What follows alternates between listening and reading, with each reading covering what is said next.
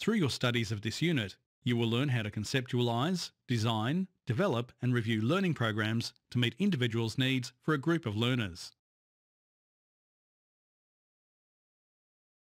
This comprises of skills and knowledge to identify the parameters of learning programs, determine the design, outline the content and review its effectiveness. These skills typically apply to trainers or facilitators who design or develop learning programs that relate to specific learning or training needs or form part of a learning design for a qualification. Upon completion of Section 2, you should now have an understanding of VET policies and frameworks and their application to work practices. You should be able to identify changes to training packages and accredited courses and apply these to program development, and finally, conduct your work according to organisational quality assurance policies and procedures. It is very important that you follow VET policy frameworks. Let's see what skills you should have gained from Section 3.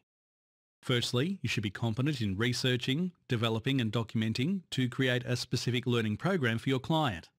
This requires you to utilise good questioning skills to gather appropriate information for its development.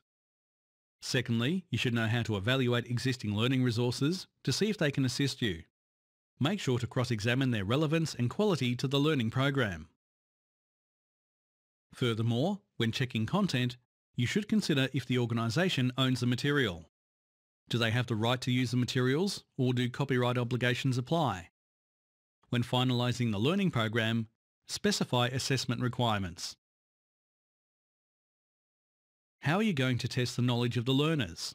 Consider the 3 forms of documentation you can use. They include direct, indirect and supplementary evidence. Let's examine what was covered in Section 4. The skills of correctly designing structures of learning programs cover a variety of topics. Managing the breakdown of learning content into manageable bits provides better learning for your participants. It assists in better understanding and retention of material. You should now understand the different ways of determining and confirming delivery strategies that are in line with organisational requirements. Remember, there are a few things that need to be in place before a learning program can be implemented. This includes a checklist and program summary. If you feel confident with all the learning material of Section 4, have a go at the practice quiz, then move on to the required assessments of this unit.